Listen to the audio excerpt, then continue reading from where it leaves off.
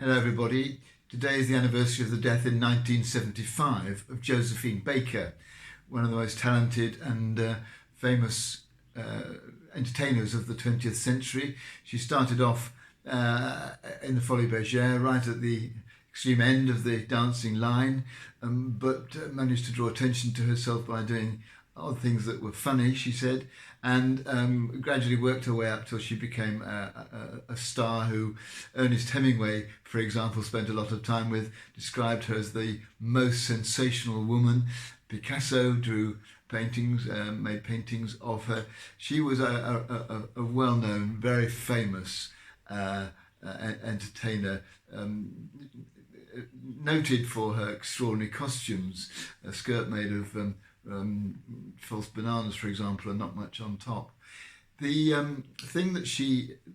did that I wanted to draw attention to, though, today is the fact that she used the power and the influence that she had for good.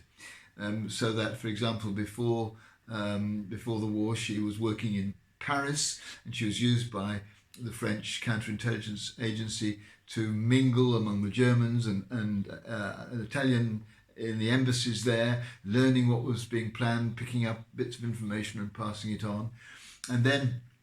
during the war, she worked, because as an entertainer she was able to circulate around German-occupied Europe, and she would make sure that she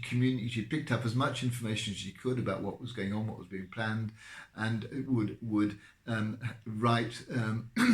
write things down with invisible ink on her scores, on her musical scores, or have bits of paper pinned to her underwear, assuming that because she was so well known, she wouldn't be strip searched, and so she was able to feed back information to the Free French.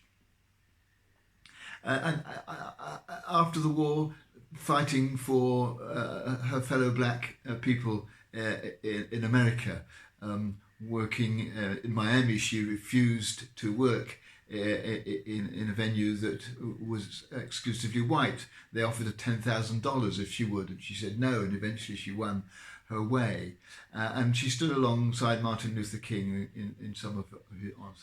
the occasions of his famous speeches. Here was a woman who used the power and influence that she got from who she was and from the name she had for good. And it just made me realise that although that's true of someone who's well known and famous as she was, all of us actually have power. Even if we don't always feel like it, we have the capacity to influence others for good, using whatever position we've got, whatever relationships we have, to make sure that we exercise our influence for good among the people around us. And so today I just wanted to remind myself that I have that power, and not to forget about it, and to occasionally realise that I perhaps should use it more than I do. And I think that will be true of nearly all of us, that we can influence things in a way that will lead to a better world, and use the influence that other people